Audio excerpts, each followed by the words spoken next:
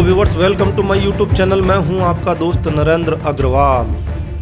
एक दंत दयावंत चार भुजाधारी, एक दंत दयावंत चार भुजाधारी, माथे पर तिलक सोहे मूस की सवारी, पान चढ़े फूल चढ़े और चढ़े मेवा, लडवन का भोग लगे संत करे सेवा।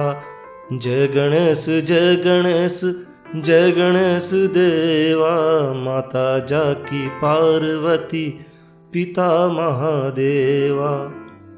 तो दोस्तों, इस आरती में आपने सुना कि एक दंत दयावंत चार भुजाधारी।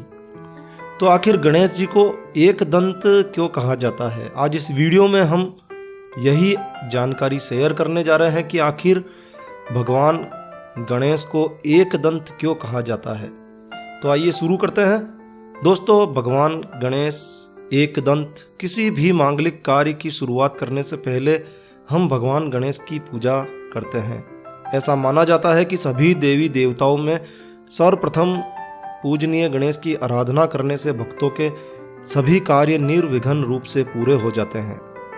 भगवान शिव और माता पार्वती के लाडले पुत्र भगवान गणेश को वैसे तो कई नामों से पुकारा जाता है और उनमें से एक नाम है एक दंत। जी हाँ, अपने इस आराध्य देव को हम सभी एक दंत कहकर भी पुकारते हैं। तो भगवान गणेश को एक दंत क्यों कहा जाता है? भगवान गणेश की प्रतिमा में भी आपने देखा होगा कि उनका एक दांत टूटा हुआ दिखाया जाता है। तो दोस्तों, क्या आप जानते हैं कि भगवान गणेश का एक दांत आखिर कैसे टूटा और उनके एक दंत कहलाने के पीछे क्या कहानी है? तो आइए शुरू करते हैं और इस वीडियो में हम जानकारी शेयर करते हैं कि आखिर भगवान गणेश को एक दंत क्यों कहा जाता है। इसके लिए काफ़ी कहानियाँ, काफ़ी किंवदंतियाँ, काफ़ी पौराणिक कथाएं प्रचलित है।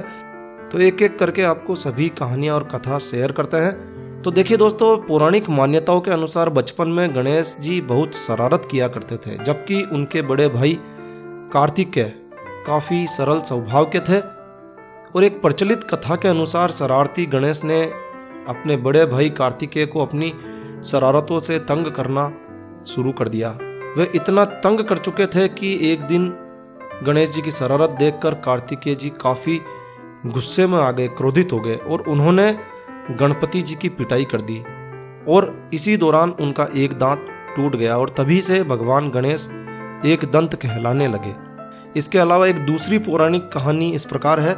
एक दूसरी पौराणिक मान्यता के अनुसार एक बार परशुराम भगवान शिव से मिलने के लिए कैलाश पर्वत पर पहुंचे, लेकिन द्वार पर खड़े गणेश जी ने उन्हें अंदर जाने से रोक दिया। परशुराम ने गणेश जी से काफ़ी विनती की, लेकिन गणेश जी कहाँ मानने वाले थे। तो गणेश जी नहीं माने और आखिरकार परशुराम ने गणेश जी से युद्ध के लिए गणेश जी को चुनौती दी और इस चुनौती को स्वीकार करते हुए गणेश जी ने युद्ध किया। लेकिन इस दौरान परशुराम जी के फरसे के वार से उनका एक दांत टूट गया और भगवान गणेश इस प्रकार एक दंत कहलाए। और दोस्तों, एक दंत कहलाने के पीछे एक तीसरी पौराणिक कथा भी है जो इस प्रकार है। तीसरी पौराणिक कथा के अनुसार गजमुखासुर नाम का एक भयंकर दैत्य रहा करता था और दैत्य के आतंक से सभी देवी देवता परेशान थे, जिसके बाद उन्होंने गजानन जी से गणेश जी से उस दैत्य को मारने का निवेदन किया, अनुरोध किया। और दोस्तों, मान्यताओं के अनुसार गणेश जी ने अपना एक दांत तोड़कर हाथ में लिया और फिर गजमुखासुर को युद्ध के लिए चुनौती दी। जब गजमुखासुर ने देखा कि गणेश जी एक हाथ में अपना दांत लिए उनकी ओर दौड़े चले आ रहे हैं, तो उसे अपनी मृत्यु निकट दिखाई दी।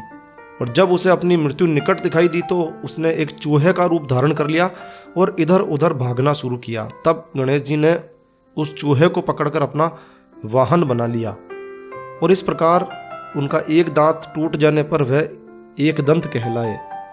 और दोस्तों, इसके अलावा एक चौथी पौराणिक कथा भी है, वह भी आपको बता देते हैं। चौथी पौराणिक कथा के अनुसार एक बार महर्षि वेदव्यास ने महाभारत लिखते हुए गणेश जी से ये शर्त रखी कि वो बोलना बंद नहीं करेंगे और ऐसे में गणेश जी ने अपना एक दांत खुद ही तोड़कर उसे कलम बना लिया और इस प्रकार गणेश जी का एक दांत टूट जाने पर वह एक दंत कहलाए।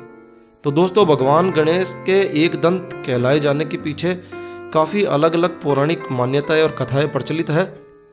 लेकिन जो भी हो, इन्हीं पौराणिक कथाओं में से किसी एक कथा की वजह से आज भगवान गणेश को उनके सभी भक्त प्यार से एक दंत कहकर बुलाते हैं। भगवान गणेश एक दंत दयावंत चार भुजाधारी है। जो भी भक्त उन्हें सच्चे मन से ध्यान लगाता है, भगवान गणेश उनकी मनोकामनाएं अवश्य ही पूर्ण करते हैं। एक ऐसी ही घटना मेरे साथ भी घटित हुई है दोस्तों।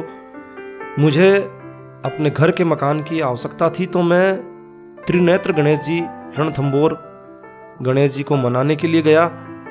और दोस्तों, ऐसी मान्यता है कि जो लोग रणथंबोर दुर्ग में गणेश जी के मंदिर में जाने से पहले रास्ते में पत्थरों से अपना घर बनाता है, उसका घर अवश्य ही बन जाता है। और दोस्तों, मैंने भी ऐसा ही किया और वहाँ दर्शन करने के बाद ठीक 6 महीने बाद मेरा घर तैयार हो गया, जिसके लिए मैं सपने में भी नहीं सोच सकता था। तो गणेश जी की ऐसी कृपा मुझ पर हुई कि मेरा स्वयं का घर तैयार हो गया। तो दोस्तों, जैसी गणेश जी ने मुझ पर कृपा की है, जैसी सभी पर करे, इसी कामना के साथ यह वीडियो समाप्त करता हूं। तो दोस्तों, यह जानकारी आपको अच्छी लगी हो, यूज़फुल लगी हो, तो कृपया लाइक के बटन पर जरूर क्लिक कीजिए। और यदि आपने हमारा ये चैनल सब्सक्राइब नहीं किया हुआ है तो कृपया चैनल सब्सक्राइब कर लीजिए। एक नया वीडियो, एक नई जानकारी लेकर मैं आपका दोस्त नरेंद्र अग्रवाल फिर मिलूंगा। तब तक के लिए stay healthy, stay happy. Thank you for watching my video. Thanks. जय श्री राम, जय हनुमान, जय गणेश।